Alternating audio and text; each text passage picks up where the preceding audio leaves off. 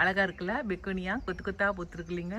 இது ஏற்காடு போனீங்கன்னா இன்றைக்கி தான் ஸ்டார்ட் பண்ணியிருக்கிறோம் ஃபஸ்ட்டு மஞ்சள் நோன்ற அறுவடையை, மஞ்சள் அறுவடையை.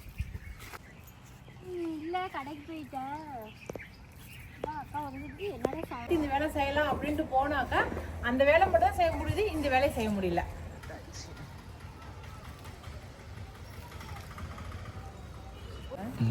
5 நிமிஷம் தான் சொன்னீங்க, 2.5 மணி நேரம் ஒரு கடைக்கு பாச்சு. விகாஸ் தம்பி வந்ததுக்கான காரணம் இந்த KFC தான். தீனி போடணும் எப்படி வந்து எடுக்குதுங்க பாரு. இதுக்கு தீனி என்னத்தை போடுறீங்க? என்ன மீனுக்கு ஒன்றா மீன் சாப்பிட்டுல நாம் சாப்பிட்லாம் வா. யாரோ ஒருத்தர் சாப்பிட்றதுக்கு வாங்கிட்டு வந்து மீனை முட்டாச்சு. எல்லாருக்கும் வணக்கம். இது நம்ம காக்கை கூட்டம். என்ன அழகா நம்ம பூனாச்சி மேலே ஏறி உட்காந்துக்குது பாருங்களேன். எங்கள் பூனாச்சி குட்டி போட போகிறா. பூனாச்சி மேலே ஏறி உட்காந்துட்டு ஒன்றாலும் கீழே இறங்க தெரியலையா உனக்கு? என்ன வேணும்? எப்படி நீ மேலே ஏறின? எங்கே போய் ஏறி உட்காந்துட்டு போஸ் கொடுக்குறா பாருங்க. சரி கீழே இறங்கி வா வா. பாய் விகாஷ்.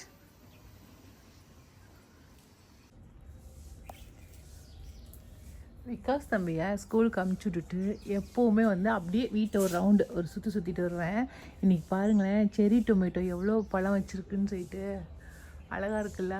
சூப்பராக பழம் பழுத்துருக்குது. செடி ஃபுல்லாக அப்படியே க்ரீன் கலர் செடியில் அப்படியே பழம் பழுத்துருக்கிறது பார்க்குறதுக்கே அவ்வளோ அழகாக இருக்குது. காலையிலே பார்த்ததுன்னா இந்த பையனுக்கு ஜூஸ்லேயே போட்டு அரைச்சி இருந்திருப்பேன். அழகாக இருக்குது. கொஞ்சமாவது பறிச்சுட்டு போகலாம். ஆனால் இன்றைக்கெல்லாம் விட்டுட்டுமாக்கா நாளைக்கு எல்லா குருவிங்களும் சாப்பிட்ருங்க. இது கூட கிட்ட எதுவும் தூக்கிட்டு வரலையே, சும்மா சுற்றிட்டு அப்படியே ஒரு ரவுண்ட் அடிச்சுட்டு வருவேன். பாருங்களேன் எவ்வளோ அழகழகாக இருக்குது. தூரமாக வந்து காட்டுறேன் உங்களுக்கு. ஆனால் இது கொஞ்சம் புளிப்பாக இருக்கும். 2வது வாங்கி வச்ச செடி தான் நல்லா இனிப்பாக இருக்கும். பார்த்தீங்களா, சும்மா ஒரு நல்லா படருதுன்னு சொல்லிட்டு அந்த ஜன்னல் மேலே இருக்கிற ஸ்லாப்பில் 2 கோலை வந்து சொருகி விட்ருக்கேன். அது மேலே படர்ந்து அப்படியே காய் காய்ச்சிட்டு இருக்கு. அப்படியே சூப்பராக இருக்குது காய். இப்போ தெரியுதுங்களா, பழம் அங்கங்கே பழுத்துருக்கிறது சூப்பராக இருக்குல்ல. ஆனால் இப்போ வந்து இனிப்பு காய் மேலே வச்சுருக்கேன். ஆனால் அந்த இனிப்பு காய் வச்சதுனால ஒரே பழத்தை கூட என்னால் பறிக்க முடியல. எல்லாத்தையும் குருவிங்க சாப்பிட்ருங்க. இப்போ ஒரு செடி காட்டுறேன், பெக்கோனியா. இதுதான் வந்து வேலி காம்பவுண்டு ஃபுல்லாக படர விட்ருக்கேன். அழகாக இருக்குல்ல. பெக்கோனியா கொத்து கொத்தாக பூத்துருக்கு இல்லைங்க. இது ஏற்காடு போனீங்கன்னா நிறைய வீடுங்களுக்கு முன்னாடி அவங்க காம்பவுண்டில் விட்டுருப்பாங்க. அப்படியே செடி காம்பவுண்டு ஃபுல்லாக அப்படியே உங்களுக்கு கொத்து கொத்தாக பூத்துருக்கும், சீரியல் பல்ப் மாதிரி. அதை பார்த்துட்டு நானும் ஒரு 15-20 வருஷத்துக்கு முன்னாடியே பழைய வீடுகளில் வாங்கி நான் வச்சுருந்தேன் இந்த செடியை. அப்புறம் சரி இந்த வீட்டுக்கு வந்ததுக்கப்புறம் இங்கே வாங்கி வச்சுருக்கேன். இப்போ இந்த காம்பவுண்டு ஃபுல்லாக வெளியில் இருக்கிற இந்த காம்பவுண்டுக்கு ஃபுல்லாக இப்போ விட்டுருக்கேன், கொடியை படர விட்டுருக்கேன். இன்னும் அடுத்த வருஷம்லாம் இந்த காம்பவுண்டு ஃபுல்லாக படர்ந்து எல்லாம் பூக்க ஆரம்பிச்சிடும். அதுக்காகவே எங்கள் வீட்டுக்காரர் இந்த காம்பவுண்டுக்கு மேலே ஒரு ஸ்டெப்பு வந்து இரும்பு கம்பியால் வந்து ஒரு ட்ரிப்பு ஒரு இது அடித்து கொடுத்துருக்காரு. இந்த கம்பி மேலே படரட்டும் அப்படின்னு சொல்லிட்டு இப்போ தான் பாருங்கள் அப்படியே வேலி மேலே இந்த கம்பி மேலே படர விட்டுருக்கேன். நம்ம கொஞ்சம் செய்யணும்னு நினச்சோமா அதுக்கு கொஞ்சம் நமக்கு வீட்டில் இருக்கிறவங்க சப்போர்ட் பண்ணி கொடுத்தாங்கன்னா இன்னும் கொஞ்சம் நமக்கு ஆசையாக இருக்கும் இல்லையா. அப்படி தான் காம்பவுண்டுக்கு மேலே ஒரு ஸ்டெப்பு வந்து அது என்னமோ கலாய் பைப்புனால் வந்து அடித்து கொடுத்துருக்காரு. இது ஃபுல்லாக இப்போ இது ஃபுல்லாக வந்து நம்ம அந்த பெக்கோனியா அப்படியே ஏற்றி விட்டுடலாம். இப்போ இங்கே தான் செடி வச்சுருக்கேன் வீட்டுக்குள்ளார. இது வச்சு இப்போ ஏற்றி இப்போ அந்த காம்பவுண்டு ஃபுல்லாக படர்ந்துட்டுருக்கு. இப்போ இந்த சைடு ஃபுல்லாக படர்ந்துட்டுருக்கு. ஃபுல்லாக பார்க்கவே ஆரஞ்சு கலர் வீட்டை சுற்றி ஆரஞ்சு கலர் சீரியல் பல்ப் போட்ட மாதிரி இருக்கும், அழகாக இருக்கும். ஆனால் நான் என்ன பண்ணுவேன்னா இந்த ஆரஞ்சு கலர் பூவை வந்து அப்படியே கோர்த்து தலைக்கு வச்சுட்டு போவேன். ஆரஞ்சு கலர் பட்டு சீலை கட்டும் போது இது ஒரு ட்ரிப் வைக்கலாம். இப்போ வந்து இந்த செடி இது வரைக்கும் வந்துருச்சு. பாதி காம்பவுண்டு வந்திருக்கு, இந்த பாதி காம்பவுண்டு வரணும். ஆனால் ஃபுல்லாக வந்துட்டு அழகாக தான் இருக்கும். ஓகே, இப்படியே தான் வீட்டை சுற்றி வந்துட்டுருப்பேன். இன்றைக்கி வந்து நம்ம காட்டில் வந்து மஞ்சள் அறுவடை தொடங்கிட்டோம். இன்னிலேருந்து மஞ்சள் வந்து நோண்டுறதுக்கு ஆரம்பிச்சிருக்காங்க. வாங்க இங்கே என்னென்ன வேலைகள் செய்கிறாங்க அப்படிங்கிறத பார்க்கலாம்.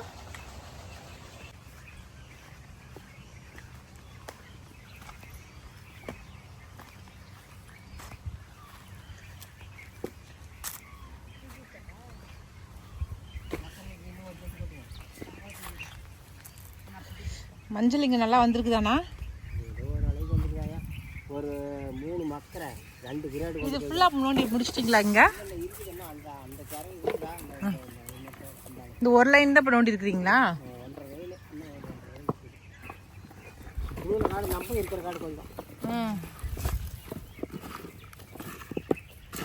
இன்னைக்கு தான் ஸ்டார்ட் பண்ணியிருக்கிறோம் ஃபஸ்ட்டு மஞ்சள் நோண்டுற அறுவடையை, மஞ்சள் அறுவடையை.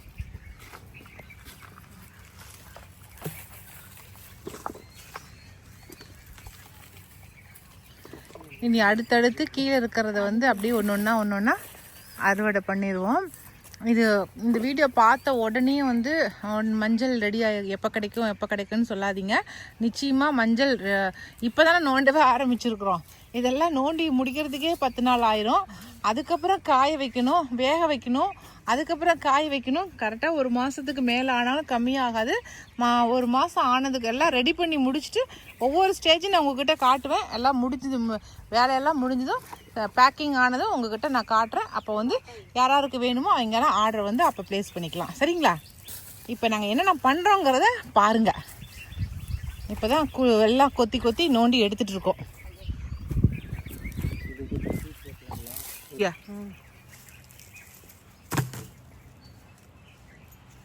இல்லை, கடைக்கு போயிட்டேன். அக்கா வந்துட்டு என்னடா சவுண்ட் கேட்குதுன்னு அம்மாண்ட போய் பார்த்தேன். மா எதுக்குமா இவளை இது இறங்கி வாங்க அப்பதான் போய் மேலே ஏறுனுட்டு குழந்தையாட்டம். இவ்வளோ பண்ணீங்களே, செருப்பு எடுத்துட்டு இருந்தீங்க கூட சொன்னீங்களா? இப்போ எடுத்துட்டு வாங்க.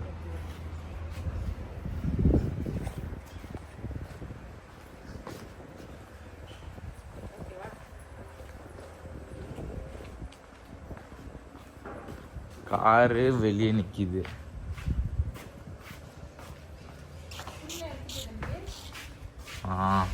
எங்க நம்ம போறோம்? சேலம். இங்க வந்து எந்த ஒரு வேலையும் இல்லை. நேராக போகிறோம், ப்ளவுஸ் எடுக்கிறோம், தைக்க கொடுக்குறோம். அதுக்கு மட்டும்தான் போகிறோம் சேலம். சரியா? ஏன்னா ஏதாவது ஒரு வேலையை வந்து அந்த வேலையோடு சேர்த்து இந்த வேலை செய்யலாம் அப்படின்ட்டு போனாக்கா அந்த வேலை மட்டும் தான் செய்ய முடியுது, இந்த வேலையை செய்ய முடியல. அதுக்காகவே எந்த வேலையும் வச்சுக்காம இன்னைக்கு நேராக போய் ப்ளவுஸ் எடுக்க மட்டும் போகிறேன் நான். ஓகேவா? பார்க்கலாம். என் பையன் கூட ஒட்டிட்டு வரான் துணைக்கு. துணைக்குங்கிற பேருக்கு பழைய பஸ் ஸ்டாண்டுக்கிட்ட இருக்கிற ஊர்வசிக்கு தாங்க போகலான்ட்டு போனேன். ஏன்னாக்கா பட்டு சாரிக்கு வந்து ப்ளவுஸ் தைக்கலாம் அப்படின்ட்டு. அந்த பட்டு சாரிக்கு தைக்கிறதா இருந்தால் சில்க் காட்டன்ஸ் ப்ளவுஸ் எடுக்கணும் இல்லைங்களா? அது வந்து ஊர்வசியில் ரொம்ப சூப்பராக இருக்கும். அதனால் அங்கே போய் எடுக்கலான்னு சொல்லிட்டு தான் போனேன். என் பையன் வந்து என் பேக் எல்லாத்தையும் வாங்கி வெளியிலேயே உட்காந்துக்கிட்டான். நீங்கள் எந்த தொந்தரவும் இல்லாமல் துணியை மட்டும் போய் எடுத்துகிட்டு போய் வாங்குங்க அப்படின்னு சொல்லிட்டு நான் வாங்கிட்டு வந்ததுக்கு அப்புறமேட்டு எல்லா பேக்கையும் வாங்கிக்கிட்டான். நான் ரொம்ப ஸ்டைலாக என் ஹேண்ட்பேக்கை மட்டும் மாட்டிகிட்டு வந்தேன். அந்த ஹேண்ட்பேக்கு எனக்கு வந்து ஒருத்தங்க வந்து கிஃப்டாக கொடுத்தாங்க. எனக்கு அந்த ஹேண்ட்பேக் ரொம்ப பிடிச்சிருக்குதுங்க. ரொம்ப நாளாக இது மாதிரி ஹேண்ட்பேக் மாட்டிகிட்டு போகணுன்னு ரொம்ப ஆசைப்பட்டேன். ஆனால் எங்கள் வீட்டுக்காரெலாம் வந்து கண்டக்டர் பேக்கு அப்படின்னு சொல்லி எனக்கு கிண்டல் பண்ணுவாங்க அது ஹேண்ட்பேக் மாட்டினாக்கா. ஆனால் இப்போ எனக்கு அது பிடிச்ச மாதிரி கிடைச்சதுனால இப்போலாம் நான் அந்த ஹேண்ட்பேக்கை மாட்டிகிட்டே நான் போயிடுறது. அதில் 2 ஃபோன் மட்டும் தான் வச்சுருப்பேன். ஆனாலும் அந்த ஹேண்ட்பேக்கை மாட்டிக்கிறது. அதை மாட்டிக்கிட்டு நான் பாட்டுக்கு முன்னாடி நடந்து போனேன். ஆனால் என் பையன் எல்லா பேக்கையும் அவனே தூக்கிக்கிட்டு பின்னாடி நடந்து வந்தான். துணி தைக்கிறதுக்காக அங்கேருந்து மேச்சேர்லேருந்து சேலை வந்து இதெல்லாம் வாங்கி வந்து தைக்க வரீங்க. 5 நிமிஷம் தான் சொன்னீங்க, 2.5 மணி நேரம் ஒரு கடைக்கு பாச்சு. ஐயோ எத்துக்க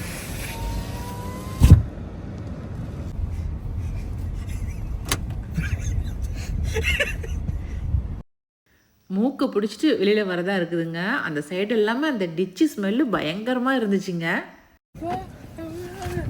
மூக்கை பிடிச்சிட்டே ஓடிறதா இருக்குது சாமி. எப்படித்தான் ஜனங்க டவுனுக்குள்ளார குடியிருக்கிறாங்களோ தெரியல போப்பா. 5 நிமிஷம் எவ்வளோ எப்படி வந்துச்சு? எவ்வளோ குயிக்க விடாது இருக்கிற பத்தி 5 நிமிஷத்துல உனக்காக விடாதுண்டா. அதாவது 5:25க்கு போனீங்க, இப்ப 6 மணி. ½ hour தான் இருந்துச்சா? ஆமா. டேய் இன்னைக்கு யாருமே இல்ல. ஐநார கேட்டு பாரு, யாராவது முன்னாடி போயிருந்தாங்கன்னா நான் அவ்வளவுதான் சொல்லி என்கிட்ட பேசி முடிச்சுட்டு வரதுக்கு 1 மணி நேரம் 2 மணி நேரம் ஆகி போயிடும். இன்னைக்கு நான் நேரமா வந்துட்டேன் தெரியுமா? சரி உனக்கு என்ன வேணும், உன் வேலையை சொல்லு. வாங்க பார்த்துக்கலாம். விகாஸ் தம்பி வந்ததுக்கான காரணம் இந்த KFC தான்.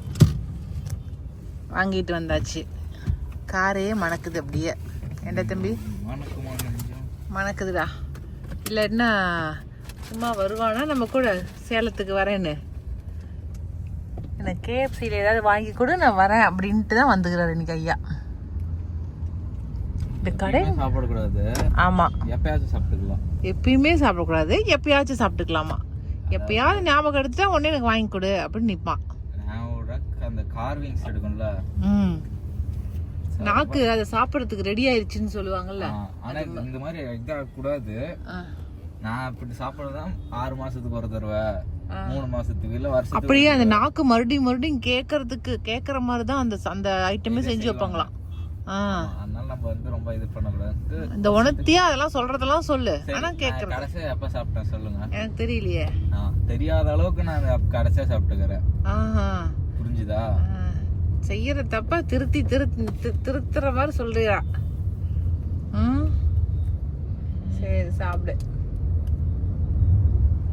எப்பவுமே எங்கள் வீட்டுக்காரர் கூட சேலம் போகும்போது அப்படியே போகிற வழியில் அப்படியே ப்ளவுஸ் கொடுத்துட்டு வந்துடுவாங்க தைக்க கொடுக்கறதா இருந்தால்.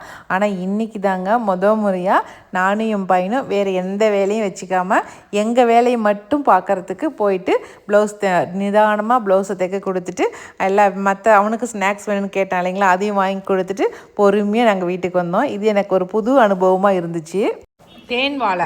தேன் வாழைப்பழம் நிறையா இருக்குது. இது என்ன பண்ணலான்னா இன்றைக்கி இது ஒரு பலகாரமாக செஞ்சிடலாம். விகாஸ் தம்பி வரும்போது அவனுக்கு ஒரு ஸ்நாக்ஸ். ஆனால் எண்ணெயில் போட்டு பொரிச்சு தரேன். எண்ணெய் பொருள் சாப்பிடக்கூடாது நாங்கள். பரவாயில்ல, 4 சாப்பிட்ற இடத்துல 1-2 சாப்பிட்டுக்கலாம். நேரம் வினிசா இருந்தாங்கன்னா தொட விடமாட்டா எங்களை. இல்லை அதனால் ஒரு 2 சாப்பிட்டுக்கலாம். இந்த வாழைப்பழத்தெல்லாம் உரித்து இந்த தட்டில் போட்டுடலாம். அதை போட்டுட்டு நாட்டு சக்கரை போட்டு திருகின தேங்காயும் போட்டு வானலில் போட்டு நல்லா கிளறி கொடுத்துட்டு கொஞ்சம் அரிசி மாவும் போட்டோமா கொஞ்சம் கெட்டித்தன்மையாயிரும். அதை நல்லா உருண்டை பிடிச்சி நம்ம இட்லி மாவு இருக்கு இல்லைங்களா, அதில் முக்கி எண்ணெயில் போட்டு சுட்டோமா இது ஒரு பலகாரம். திலா ஏண்டி முழிக்கிற? என்னமோ அந்த அக்கா சொல்லுதுன்னு ஆள் வாய் திறந்துட்டே பார்த்துட்டு இருக்கிறான். இட்லி மாவில் போடுறீங்களா? இப்போ மைதா மாவில் போடுவாங்க, அரிசி மாவில் போடுறீங்களா? அப்படியும் போடலாம், இப்படியும் போடலாம், எப்படி வேணாலும் போடலாம். அது நம்மளோட விருப்பம் தான். மைதா மாவு நம்ம ஊரில் தான் மைதா மாவில் தான் போடுவாங்க. அது சொக்கா போட்ட பணியாரம்னு சொல்லுவாங்க, சுள்ளியோன்னு சொல்லுவாங்க. ஊருக்கு தகுந்தபடி ஒவ்வொரு ஊரில் ஒவ்வொரு மாதிரி சொல்லுவாங்க. நம்ம கிட்ட வந்து இட்லி மாவு இருக்குது, காலியாக மாட்டேங்குது. இப்பெல்லாம் நாங்கள் வந்து இட்லி மாவை, அதனால் அது இந்த வகையில் காலியாக பண்ணிடலாம். இந்த இதை எல்லாத்தையும் வாழைப்பழத்தை எல்லாம் எடுத்துகிட்டு நான் காட்டுறேன் இப்போ உங்களுக்கு. பழத்தை எல்லாமே கட் பண்ணிட்டேங்க. இதில் இவ்வளோ பழத்தையும் போட போகிறதில்ல. பாதி பழம் ஒரு ஸ்நாக்ஸ், பாதி பழம் ஒரு ஸ்நாக்ஸ், 2 ஸ்நாக்ஸாக செஞ்சுக்கலாம். கொஞ்சமாக வந்து நெய் விட்டுக்கலாம், போதும். கொஞ்சம் நெய் விட்டுட்டு இதில் பாதி பழத்தை இதில் சேர்த்திக்கலாம்.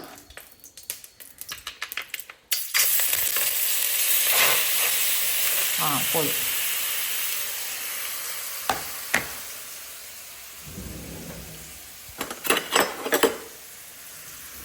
இது நல்லா கிளறி கொடுக்கலாம்.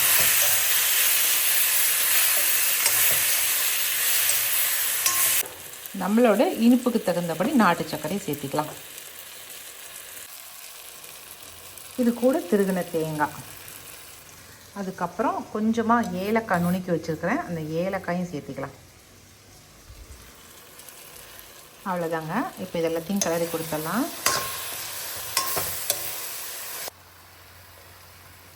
தண்ணி கொஞ்சமாக விட்டு வேக வைக்கலாம் பழத்தை. ஏன்னா அப்போ தான் நாட்டு சர்க்கரையும் கரையும், அப்போ தான் வெந்து வரும். அதுக்கு தான் இந்த பூரணத்துக்கு கூட கொஞ்சமாக அரிசி மாவு, 1 ஸ்பூன் இல்லைன்னா ஒரு 1.5 ஸ்பூன், அதுக்கு மேலே போடாதீங்க. இது எதுக்குன்னா நல்லா பைண்ட் ஆகிறதுக்கு. சரிங்களா? இதுவே கிட்டத்தட்ட நல்லா பைண்ட் ஆயிடுச்சு. நான் அரிசி மாவு போட்டோம்னா இன்னும் கொஞ்சம் கெட்டியாகும். அதுக்கு தான் இப்போ வந்து பூரணம் வந்து கொஞ்சம் கெட்டி தன்மையாயிடுச்சு. அப்படியே கிளறி கொடுக்க கெட்டியாயிரும். கெட்டியாக ஆனதும் நான் உருண்டை பிடிச்சிட்டு காட்டுறேன் உங்களுக்கு. இட்லி மாவு ஓகேங்களா? இட்லி மாவில் கொஞ்சம் கெட்டித்தன்மை வரணுங்கிறதுக்காக ஒரு 2 ஸ்பூன் அரிசி மாவு.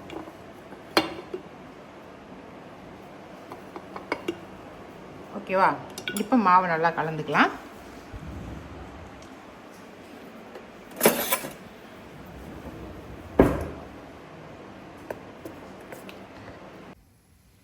உருண்டைகளும் பிடிச்சாச்சு, மாவும் ரெடியாக இருக்குது. இப்போ இந்த உருண்டைகளை எடுத்து மாவில் ஒரு முக்கி எண்ணெயில் போட்டுடலாம்.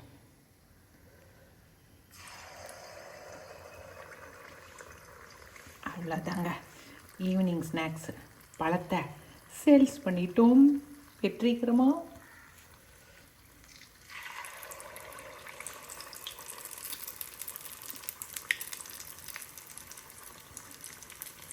பல சுழியமாக நம்ம ரெடி பண்ணிட்டோம். இல்லை சொக்கா போட்ட பணியாரம், பஞ்சாமிர்த சொக்கா போட்ட பணியாரம். எப்படிங்க?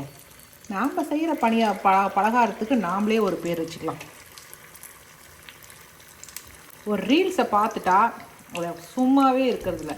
ஏன்னா அந்த ரீல்ஸில் பார்க்கும்போதே அது சாப்பிடணுங்கிற ஒரு ஆசை வந்துடுதுங்களா. அடடா இதெல்லாம் நம்ம வீட்டில் இருக்கிற பொருளே அப்படிங்கிற மனசு சொல்ல ஆரம்பிச்சிருது.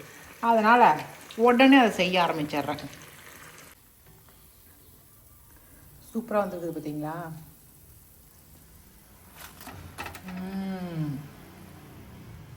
என்ன பண்ணாலுமே பஞ்சாமிரதத்தை வந்து இதில் போட்டு சாப்பிட்ற மாதிரி தான் அந்த டேஸ்ட் இருக்குது. இருந்தாலும் பரவாயில்ல. ஏன்னா நமக்கு வந்து மெயினாக இது தீரக்கூடாது, வீணாக போகக்கூடாது. வாழைப்பழம் எவ்வளோ வாழைப்பழம் இருந்துச்சுங்க, அவ்வளோவும் இப்போ சேல்ஸ் ஆயிடுச்சுல. பாருங்கள், மேலே ஒர்க் பண்ணுற பொண்ணுங்க இருக்கிறாங்க, ஆஃபீஸில் ஒர்க் பண்ணுறவங்க இருக்கிறாங்க. ஆளுக்கு ஒன்று கொண்டு கொடுத்தனா எல்லாமே முடிஞ்சிடும். அதுக்கு வாழைப்பழமாகவே கொடுத்தாலும் சாப்பிட்ருவாங்க. அப்படி தான் கொடுப்பேன். இந்த ட்ரிப் வந்து கொஞ்சம் கனிஞ்சிருச்சு, வாழைப்பழம் ரொம்ப கனிஞ்ச மாதிரி ஆயிடுச்சு. அதனால தான் வந்து சரி வேண்டாம், அதுக்கு முன்னாடியே இப்படி பலகாரமாக செஞ்சு கொடுத்துடலாம் அப்படின்ட்டு. நீங்களுமே ஒரு ட்ரிப் ட்ரை பண்ணி பாருங்கள். அழகாக இருக்குல்ல மீன், குட்டி குட்டி மீனுங்க. என்ன மீன் வேணுந்துருக்காங்கன்னு தெரியல. இன்றைக்கி மேட்டூர் போயிட்டு நம்ம தொட்டியில் போடுறதுக்காக மீன் வேணுந்துருக்காங்க. திலக்கா இதை தூக்கி காட்டுவா. ஏன்னா இப்போ பனிக்காலம் முடிஞ்சிருச்சுல்ல. தூக்கு பூனை பாரு, ஒரே ராவடி கட்டுதாமே. இருட்டாகுது திலக்கா, எப்படி திலக்கு? என்ன மீன்டா இது? சிசி கண்டையா? ஏதோ ஒன்று பிடிச்சி வறுத்து சாப்பிட்றதுக்கு இருந்தால் சரி. இவ்வளோ எவ்வளோ விட ஆச்சு? இது வந்து மீன் 500 ரூபாயா?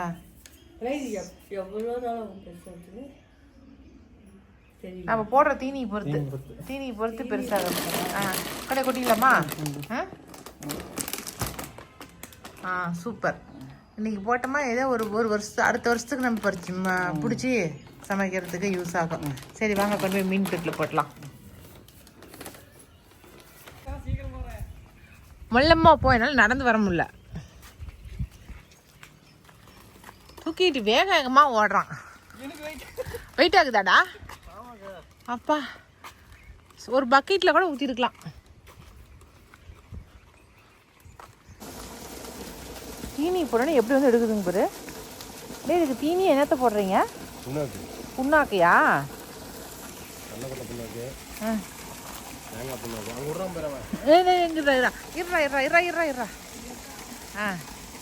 இந்தா சப்போட்டா சாப்பிடு.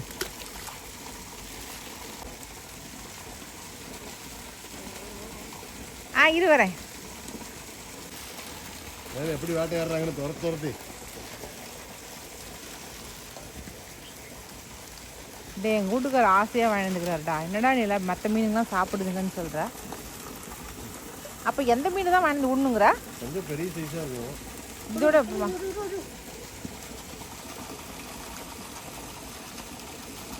எங்கெல்லாம் 500 ரூபாய்க்கு இது மீனுக்கு தீனி வேணுதுக்கிறீங்க. ஏடா லைட் ஃபுட்டு போட்டுருக்காங்க. லைவ் ஃபுட்டா? எப்படி உன்னை கேட்காம வாங்க மாட்டாரே மாமா?